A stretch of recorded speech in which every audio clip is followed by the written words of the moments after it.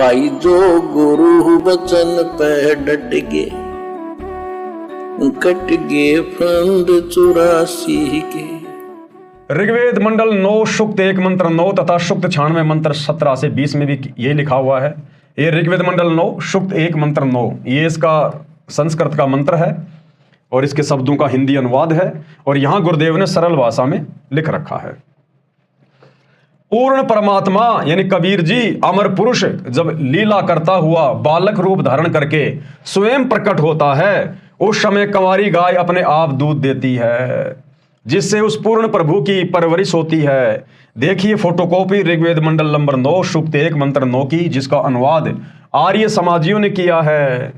यह है वो फोटोकॉपी उस ऋग्वेद के मंत्र की, आप सबके सामने है और विवेचन किया है गुरुदेव ने।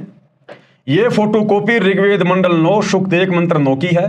इसमें स्पष्ट है कि अमर परमात्मा जब शिशु रूप में प्रकट होता है तो उसकी परवरिश की लीला कुंवारी गायों अभी अधन्या धेनव द्वारा होती है। कुंवारी गायों के दूध से उस परमात्मा के परवरिश की लीला होती है। अब ना तो इस प्रकार से परवरिश की लीला त्रेता युग में श्री रामचंद्र जी की हुई, भाई उसने तो माता कौशल्या का दूध पिया था, कुंवारी गाय का दूध नहीं पिया। ना द्वापर में इस प्रकार की लीला श्री कृष्ण जी ने की, उसने तो भैया माता देवकी के स्तनों का दूध पान किया था। और भाई और बहनों, ना इस प्रकार की लीला मुसलमान धर्म के किसी भी नबी ने की। बाबा आदम से लेकर हजरत मोहम्मद तक किसी ने भी ऐसी लीला नहीं की। सबने अपनी माताओं का ही दूध पिया है। या उस समय मुसलमान धर्म में जो है नौकरानियों का दूध पिलाया जाता था, दाइयां होती थी, दाइयां। मुसलमान धर्म में उस समय जब औरतें बच्चे पैदा करती थी तो दूध उनकी माताओं का नहीं पीने दिया जाता था। बाहर की औरतें होती थी स्पेशल, वो उन बच्चों को दूध पिलाया करती थी साल 1.5 साल तक, और उसके बाद में उन बच्चों को माता पिता के हवाले कर दिया जाता था। लेकिन पिया तो उन्होंने भी औरतों का दूध, कुंवारी गायों का दूध तो पीकर कोई भी नबी बड़ा नहीं हुआ।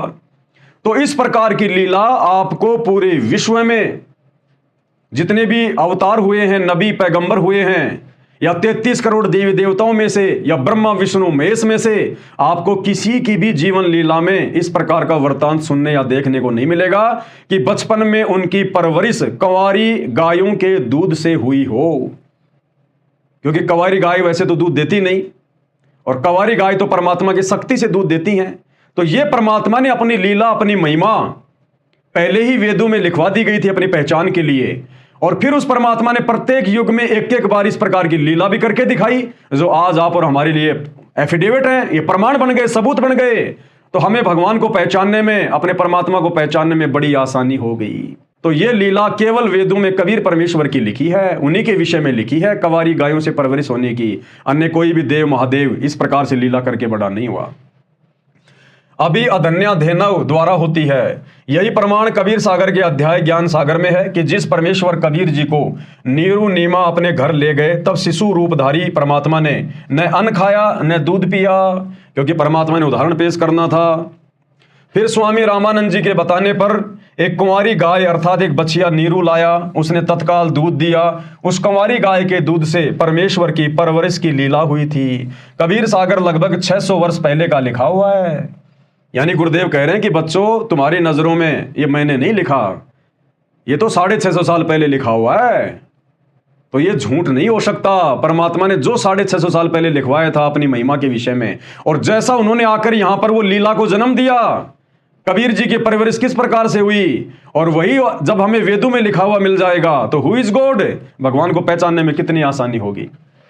ऋग्वेद मंडल 9 सूक्त 1 मंत्र 9 के अनुवाद में कुछ गलती की है। जैसे अभी अधन्या का अर्थ अहिंसनीय कर दिया, जो गलत है। अभी अधन्या का मतलब अहिंसनीय नहीं होता। अभी अधन्या का मतलब होता है अभी यानी जो पूर्णतया, अधन्या यानी जो कुंवारी हो, पूर्णतया जो कुंवारी हो, जिस गाय को कभी बैल ने टच ना किया हो, उसको कहते हैं अभी अधन्या। अब इन अनुवादकर्ताओं को परमेश्वर की महिमा का तो पता नहीं था।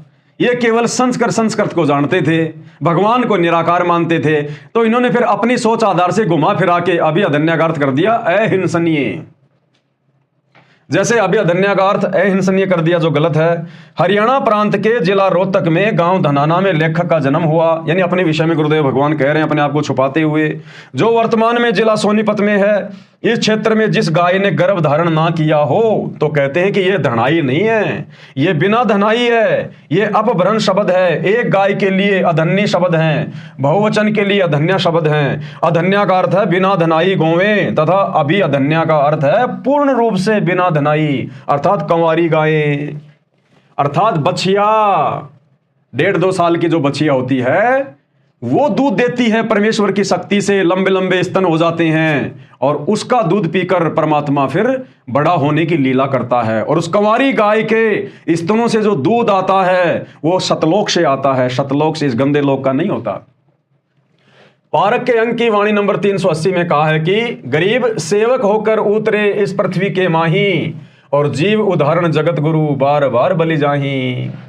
पूर्ण ब्रह्म कबीर जी परमात्मा से सेवक यानी दास बनकर उतरे, ऊपर आकाश में अपने निवास स्थान सतलोक से गति करके उतर कर नीचे पृथ्वी के ऊपर आए, और मकसद बताया कि जीवों का काल जाल से उद्धार करने के लिए, और जगत गुरु बनकर आए। अब वर्तमान में रियल में जगत गुरु कौन है धरती पर?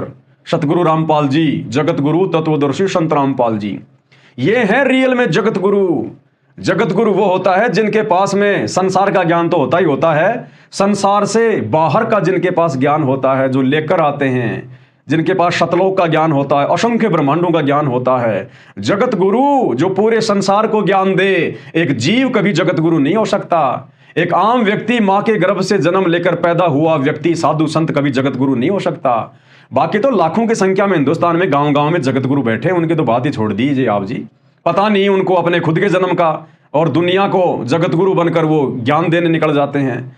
रियल में जगत गुरु वर्तमान में केवल सतगुरु रामपाल जी हैं, और इन्होंने साबित कर दिया सभी धर्म ग्रंथों के निष्कर्ष को निकालकर, समझाकर, बताकर, जो हमारे नकली जगत गुरु भी आज तक नहीं दे पाए।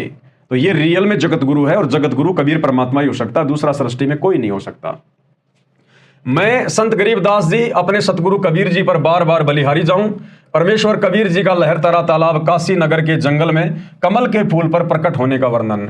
अब 650 साल पहले ये जगत गुरु कबीर परमात्मा सतगुरु रामपाल जी कबीर दास नाम से बनारस के काशी में किस प्रकार से वेदों में लिखी अपनी महिमा को सत्य साबित करने के लिए, और एक विकसित कमल के फूल पर लहरतारा तालाब में शिशु रूप में इन्होंने जो प्रकट होने की लीला की, उसका प्यारा सा वर्णन अब गुरुदेव भगवान करने जा रहे हैं। पारक के अंक की वाणी नंबर 381 से 384। गरीब काशी पूरी कस्त किया, उतरे अदर आधार, मोमिन नीरू को मुजरा हुआ, जंगल में दीदार। कि वो कबीर परमात्मा, वो सारी सृष्टि का मालिक, सबका पालन पोषण करने वाला, वेदों में लिखी गई अपनी महिमा को सत्य साबित करने के लिए, वैसी ही लीला करने के लिए काशीपुरी कस्त किया। परमात्मा सतलोक से काशीपुरी में उतरे, और उतरे अदर आधार यानी सतलोक से ऊपर से नीचे उतरे परमात्मा, और मोमिन नीरू को मुजरा हुआ। मोमिन यानी जो मुसलमान बना दिए गए थे जबरदस्ती, नीरू और नीमा जो पहले हिंदू धर्म से थे, वो लहरतारा तालाब में सुबह सुबह स्नान करने जाया करते थे, उनको मुजरा हुआ यानी दर्शन हुए उस कबीर परमात्मा के कमल के फूल पर, और जंगल में दीदार यानी लहरतारा तालाब में। गरीब कोटि किरण शशि भान सुधा, आसन अधर विमान, पर सतपूर्ण ब्रह्म को शीतल पिंड और प्राण। और कहते हैं जिस परमात्मा को प्राप्त करने के लिए ऋषि मुनियों ने, साधु संतों ने लाखों लाखों साल तपस्या करके, घोर तप करके अपना शरीर भी नष्ट कर दिया, उनको भी परमात्मा के दर्शन नहीं हुए, और नीरू नीमा को उस कबीर परमात्मा के वहां दर्शन हुए। परमात्मा उनकी गोद में आ बैठा, पर सतपूर्ण ब्रह्म को शीतल पिंड और प्राण। गरीब गोद लिया मुख चूम कर, हिम रूप जलकंत। अब नीमा ने तो अपने कबीर परमात्मा को, जिसको बच्चे की प्यास थी, कोई पिछले संस्कार थे, परमात्मा ने उनके घर पे आना था, गोद में लेते ही परमात्मा को चूमने लग गई। इतना प्यारा नूर परमात्मा के चेहरे पर, आंखें हटाने का उसका जी नहीं कर रहा था। और हिम रूप झलकंत, बर्फ की तरह परमात्मा का बिल्कुल व्हाइट रूप था। और जगर मगर काया कर दम क पद्म अनंत, और परमेश्वर का वो नूरी शरीर ऐसे जगर मगर कर रहा था, ऐसे झिलमिल झिलमिल हो रहा था, जैसे हम लोग बचपन में देखा करते थे। माता बहनें कई बार ऐसी ओढ़नी यानी चुंदड़ी ओढ़ा करती थी जिसके ऊपर सफेद सफेद वो लगे होते थे वो सितारे से। और जब वो दूर जाती थी तो सूर्य के प्रकाश से वो ऐसे झिलमिल झिलमिल करते थे, झिलमिल झिलमिल, जो उसने अपनी ओढ़नी के ऊपर लगा रखे होते थे, बहुत सारे व्हाइट व्हाइट सफेद सफेद गोल गोल, सूर्य के प्रकाश से वो झिलमिल झिलमिल करते थे जब वो चलती थी। तो इस प्रकार से परमात्मा का वो नूरी शरीर ऐसे झिलमिल झिलमिल कर रहा है, जगर मगर कर रहा है, बिल्कुल व्हाइट हिम रूप, जैसे हजारों करोड़ों की संख्या में कोई पदम चमक रहे हों। गरीब काशी उमटी गुलबहया, मोमिन नीरू का घर घेर। अब पूरी काशी के अंदर ये विषय बन गया चर्चा का कि भाई नीरू नीमा के घर पर तो एक ऐसा बच्चा आया है, उनको ऐसा बच्चा मिला है, कहते हैं इतना सुंदर है कभी किसी ने देखा ही नहीं है। पूरी काशी उमट पड़ी उनकी झोपड़ी की ओर उस बच्चे को देखने के लिए, कबीर परमात्मा को। और मोमिन नीरू का घर घेर, नीरू नीमा के घर को घेर लिया। कोई कहे ब्रह्मा विष्णु है, कोई कहे इंद्र कुबेर, और महिमा कर रहे हैं कि भाई ये तो साक्षात ब्रह्मा जी उतरे हैं, कोई कह रहा है ये तो भगवान विष्णु ही आए हैं, कोई कहता है ये तो शंकर जी आए हैं, और कोई कहे ये तो देवताओं के राजा इंद्र है, कोई कहता है धन का देवता कुबेर है। महिमा कर रहे हैं परमात्मा की। भाई जो गुरु बचन पे डट गे, कट गे फंद 84 के, कट गे फंद 84 के, कट गे फंद 84 के।